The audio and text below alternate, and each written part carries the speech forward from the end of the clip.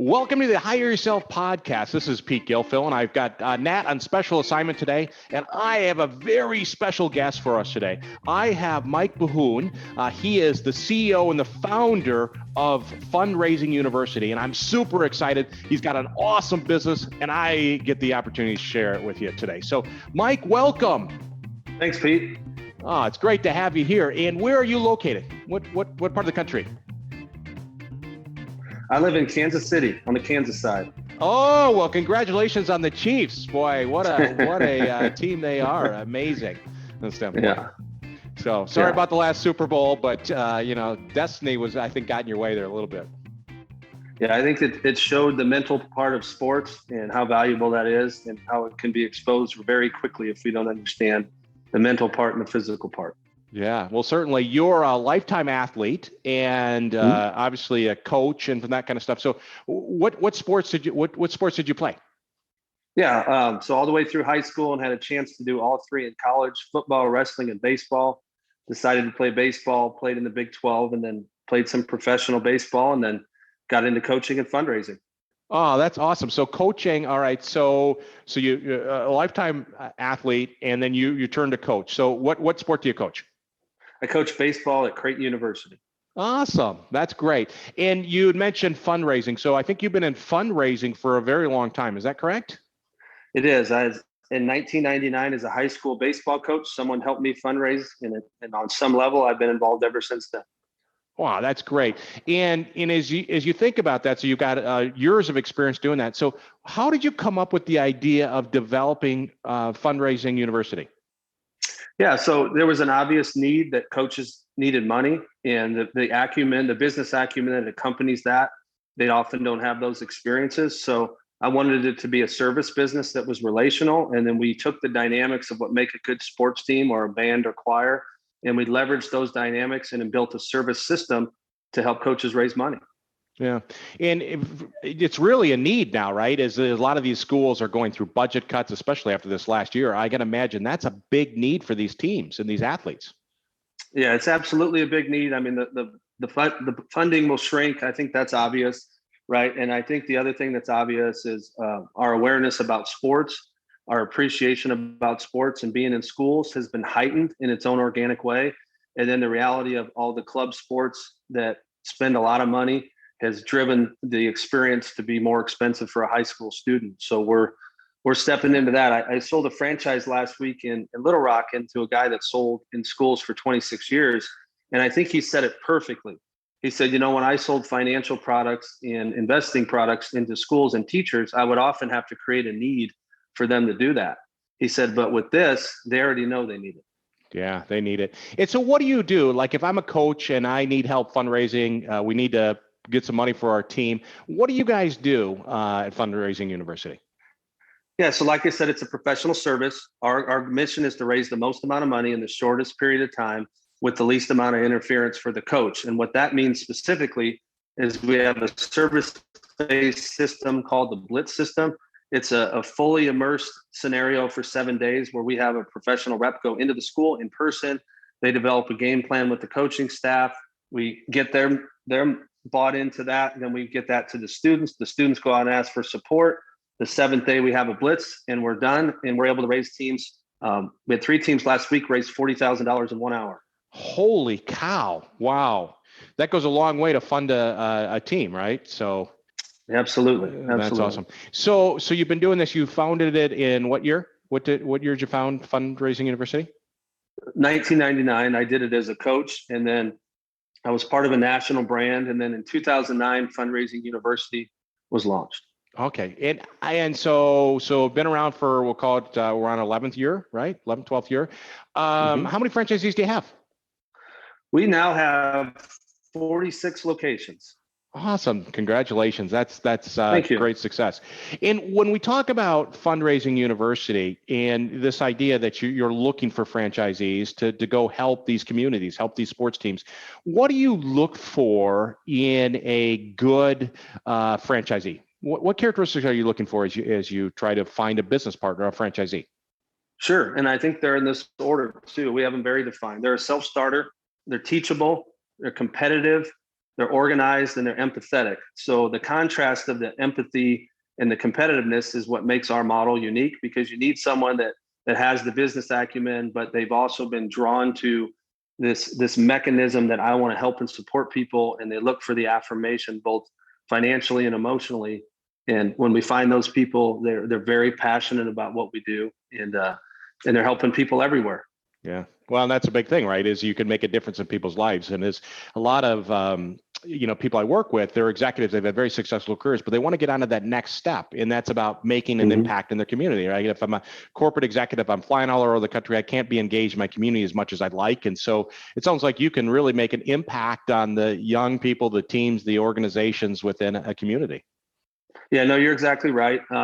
I've been pleasantly surprised that a lot of people that have been in high-level corporate roles have really been drawn to this, because like you mentioned, traveling, not seeing their kids play, being in a very transactional business, they were looking for something where they could have a different experience for themselves, have a little bit more control, but still make executive type money. And we offer all three of those things in one place. That's great.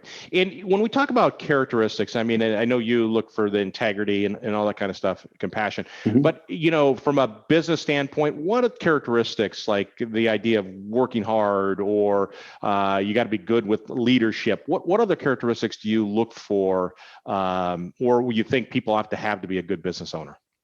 I think they have to have good aptitude. I think, I mentioned the teachability and the competitiveness. I think they have to have the right personal economy. A lot of times people are interested in starting a business, but where I see a lot of them get stuck is they're not risk averse, and they haven't built up enough personal economy to realize the benefits of taking that challenge on and the growth that's all there. So I think they have to be a risk taker. I think they have to have a tremendous amount of self-belief in themselves. And I think that personal economy that they build up is vital. And I think they have to have a mindset of ownership where they understand that they've bought something that's theirs, and then that teachability of getting help from the system is the right relationship to have, versus them expecting the system to perform. They must expect them to perform and the system to help them. And that's an interesting shift, but it's what we do, right? And that's the right dynamic. And when you think about it, right, entrepreneurs are problem solvers, right? Yes. And as a business owner, you got to figure out what you have to get done to get through whatever hurdle. And we think of this pandemic, right? It's been a crazy pandemic.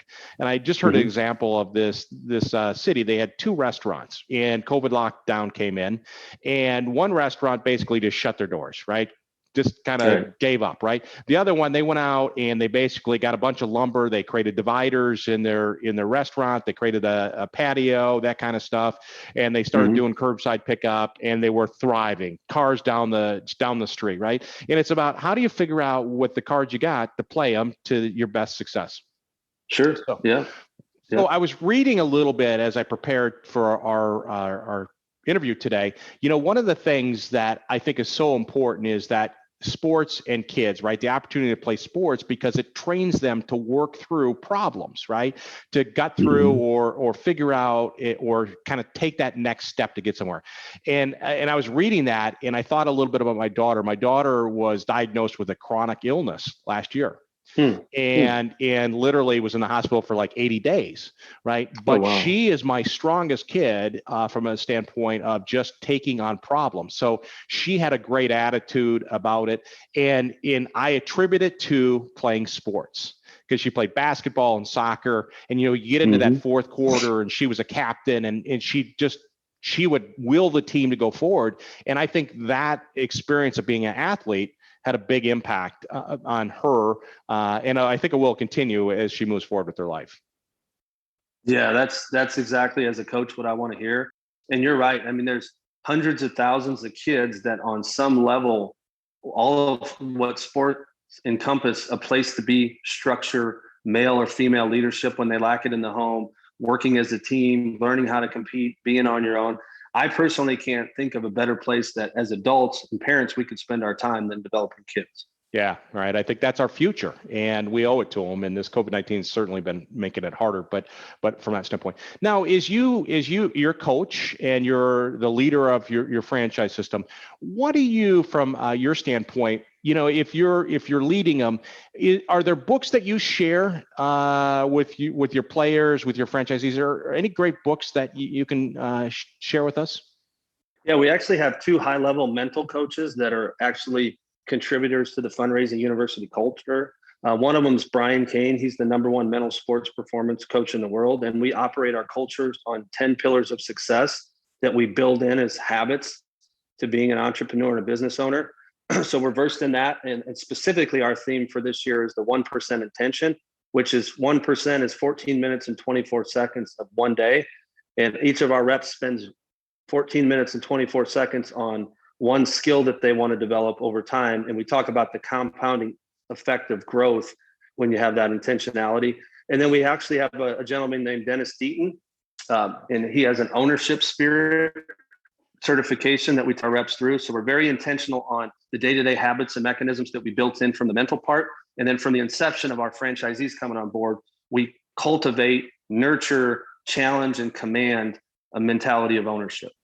Wow, that's amazing. So beyond just, the normal support you'd provide as a franchisor, you're going well beyond that to help develop the people to become better people, better focus, just better business people. That's amazing. Has that always been part of your business model? It is. We bring in concepts of mental development, and then we operate with spaced repetition. So they have a 1-week phone call with each of those two gentlemen, and we constantly get feedback that, hey, I'm becoming a better dad, I've lost weight. And so it's making people better at their core. And we realize when we do that, the effects it's going to have on their business. Yeah, that is awesome. I love to hear that kind of stuff. And from your standpoint, do you follow anybody like a thought leader, like a Tony Robbins or Darren Hardy, or do you have a mentor you follow? I like Tim Glover. I Okay. like the book Relentless. Okay. I really like it. A lot of people think that they're an alpha. It's like a funny word. You wear a t-shirt, right? And Tim Glover actually he was the mental coach for Kobe Bryant, and he was the mental coach for Michael Jordan. Wow. And, it talks about the different levels of alpha that they are and how to stimulate and manage those levels of them, which is, something I need to be in tune with as a coach. And that book is phenomenal. It's called Relentless. All right, I'll go get that. That's awesome. I always love to get new books from that standpoint. What advice would you give somebody that's thinking about, they're in the corporate world or they're doing something and they're thinking about becoming a business owner? What advice would you give somebody that's considering the path of becoming an entrepreneur? Yeah, no, it's great. I would say talk to other entrepreneurs. So many times the prospects that we have, they go and visit with people that have never been an entrepreneur. And they're getting advice or they're trying to get justification on if this is the right path for them. And I would say, number one, enlist with someone like yourself that's a professional, right? And get that coaching, invest that time, make sure that, you understand all the different levels, and then find a brand that can get you out of bed in the morning. There's a lot of transactional brands and we need those and they're great, but we are very transformational in what we're doing. And if you want to find fulfillment, it's in a transformational brand, not just doing transactions. Yeah. So for you, it's about that impact. It's about becoming a better individual, a better entrepreneur, but you're also driving or supporting the community and the youth of our day. That's very cool from some point. Yeah, it is. That's awesome. All right. And so I got to ask, how are the Chiefs going to do this season coming up here in the fall? How are they going to do? Yeah. So I think they're going to do better. I think Patrick Mahomes I think he's smart. I think he realizes that the mental game was lost. The physical game was not lost, but the mental game was lost.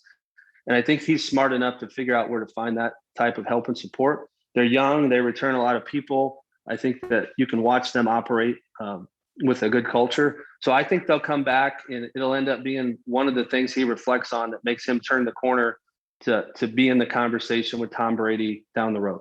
Yeah, I think that's right. Everything I've read, it sounds like he's a pretty balanced guy. I mean, just seems like he's got a good head on his shoulders. So I think he's here for a long time, or there for a long time, and that's good.